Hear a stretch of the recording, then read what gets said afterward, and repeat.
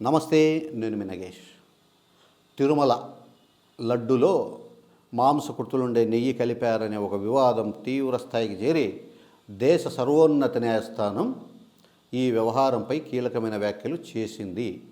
లడ్డూలో కల్తీ జరిగిందనడానికి ఆధారాలే లేవు కాబట్టి దీన్ని దేవుణ్ణి రాజకీయాల్లోకి లాగొద్దని చెప్పేసి సుప్రీంకోర్టు వ్యాఖ్యలు చేసిన నేపథ్యంలో ఉప ముఖ్యమంత్రి జనసేన అధినేత పవన్ కళ్యాణ్ గారు రేపు సాయంత్రం తిరుపతిలో వారాహి సభ నిర్వహిస్తున్నారు.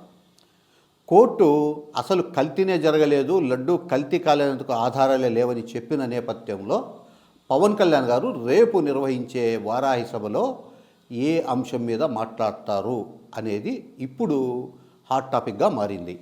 ఆయన లడ్డూలో కల్తీ జరిగింది, వెంకటేశ్వర స్వామికి అపవిత్రమైపోయినారు, వైసీపీ ప్రభుత్వం వెంకటేశ్వర స్వామిని, హిందువుల మనోభావాలను, హిందుత్వాన్ని దెబ్బతీసిందని పెద్ద పెద్ద కామెంట్లు చేస్తా వీటన్నింటికీ నేను పశ్చాత్తాపం చెందుతూ ప్రాయశ్చిత దీక్ష చేస్తున్నానని ఆయన పశ్చాత్తాప దీక్ష స్వీకరించి 11 రోజులు దీక్ష చేసుకొని తిరుమలకు వచ్చి ఈరోజు ఆ దీక్షను ఉపసంహరించారు.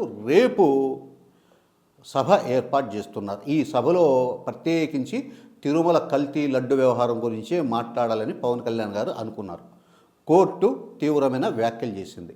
ఈ నేపథ్యంలో పవన్ కళ్యాణ్ గారు ఏం మాట్లాడతారు, నెయ్యి గురించి ఏం మాట్లాడతారు, లడ్డు గురించి ఏం మాట్లాడతారు, సుప్రీంకోర్టు వ్యాఖ్యల గురించి ఏం మాట్లాడతారు, ఆయన గతంలో మాట్లాడిన మాటల గురించి ఏం మాట్లాడతారు, ముఖ్యమంత్రి చంద్రబాబు గారు మాట్లాడిన మాటల గురించి ఏం మాట్లాడతారు, ఈవో శ్యామలరావు గారు చెప్పిన వ్యవహారం గురించి ఆయన మాటల గురించి ఏం మాట్లాడతారు అనేది ఎలా ఉంటుంది. లేదు, ఇవన్నీ కాకుండా సుప్రీంకోర్టు వ్యాఖ్యలు, రేపు సుప్రీంకోర్టులో జరిగే తీర్పు జడ్జిమెంటు అనుసరించి ఆయన ఈ వ్యవహారం గురించి మాట్లాడతారా, లేదు ఇతర అంశాల గురించి మాట్లాడి వారాహి సభను ముగిస్తారా అనేది చూడాల్సిన అవసరం ఉంది.